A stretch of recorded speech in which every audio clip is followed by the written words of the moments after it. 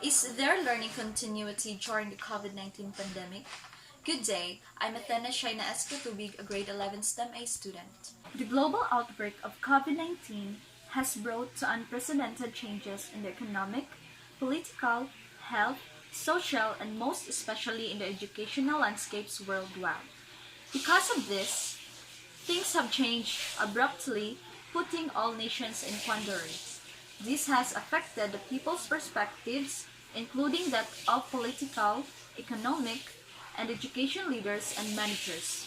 Thus, these changes have caused the abrupt shift of the educational system from the face-to-face teaching learning process to online and modular distance learning modality, the first time ever in the world history.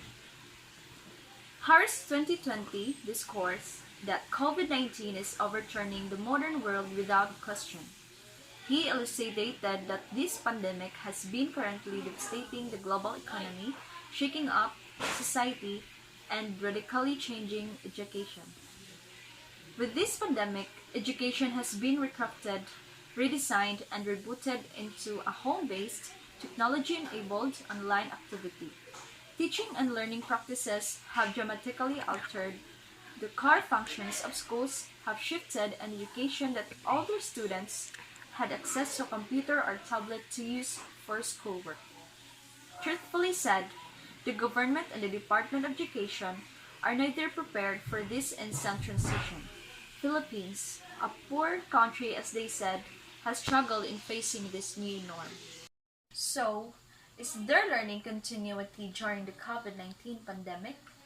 There is none, because most students cannot afford technology to be used in their schooling.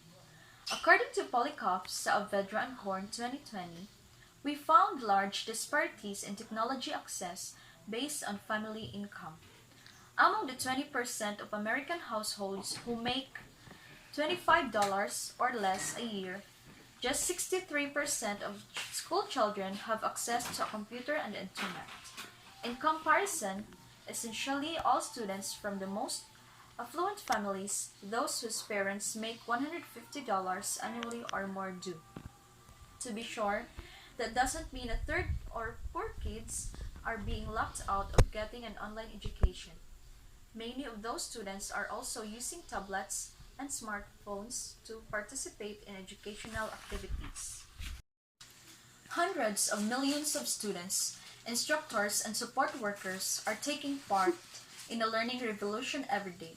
The COVID-19 pandemic has shattered the centuries-old practice of pupils attending a physical institution to learn. Many schools and universities now use laptops and smartphone screens in their classes, and the internet has mostly replaced printed books. It's been a remarkable and incredibly quick transformation that has impacted everyone from the youngest children starting school to young adults and universities. Researchers are just beginning to look at the entire scope of its influence and ramifications for students, staff, and the companies that develop and sell educational technology platforms. No, there is no learning continuity during the COVID-19 pandemic because not everyone can access internet. According to Wong 2021, an estimated 9.3 million students, or 1 in 5, attend rural schools. According to the Rural School and Community Trust, about 18% of households with school-age children lack broadband access at home. Some parents are unable to pay for their children's online lessons. It would be ideal if the DepEd could give internet access and electronic devices. It is only available to those who can afford it. Some students desire they could be a part of an online class so they could easily follow the course and communicate with their lecturers. But they haven't given a chance to because they have no financial ability.